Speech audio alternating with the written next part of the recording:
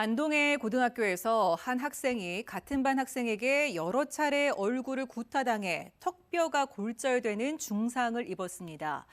폭행 사건 뒤에도 피해 학생은 가해 학생과 여전히 같은 반에서 지내야 한다는 두려움에 등교도 하지 못하고 있는데요. 교육청의 학교폭력 대응 매뉴얼에 사각지대가 없는지 점검이 필요해 보입니다. 윤소영 기자입니다. 안동의 한 고등학교에 재학 중인 1학년 학생은 지난 7월 같은 반 친구에게 여러 차례 얼굴 부위를 폭행당했습니다.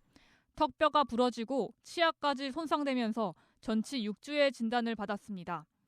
폭행 사건 이후 석 달이 흘렀지만 여전히 음식물을 제대로 씹지 못하고 있고 극심한 불안 증세도 계속되고 있습니다.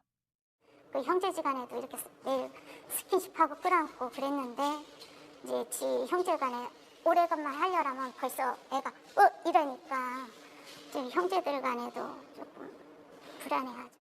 하지만 학교폭력대책심의위원회가 가해 학생에 내린 처분은 출석 정지 5일. 심의위는 폭력의 정도가 심각하지만 반복적인 가해는 아니었고 선도 가능성도 고려했다고 밝혔습니다. 피해 학생은 심의위에 출석해 가해자를 다시 마주하기가 두렵다며 공간을 분리해 줄 것을 호소했지만 받아들여지지 않았습니다. 이거는 누가 봐도 분리를 시켜야 되지 않느냐.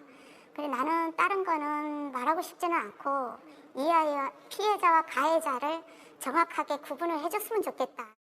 학교폭력대책심의위원회에선 심각성, 고의성, 지속성, 반성과 화해 정도 이 5가지 항목에 점수를 매겨 1호 서면사과부터 가장 무거운 9호 퇴학 처분까지 내릴 수 있습니다. 문제는 학급 교체 처분의 경우 비교적 수위가 높은 7호에 해당돼 가해 학생과 공간 분리까지 이루어지는 경우가 극히 드물다는 겁니다. 지난 5년 동안 학교폭력 가해 학생 조치 12만 7천여 건 가운데 학급 교체 비율은 3% 수준에 그쳤습니다. 이게 어느 정도를 심각성으로 보느냐라는 거죠. 그러니까 사람마다 다를 수 있다라는 거죠. 그럼 6주를 4점으로 보는 사람이 있는가 하면은 6주를 2점으로 보는 사람도 있을 수 있다라는 거거든요. 학교 측은 교육청 심사 결과에 따라 나온 처분인 만큼 그대로 따를 수밖에 없다는 입장입니다.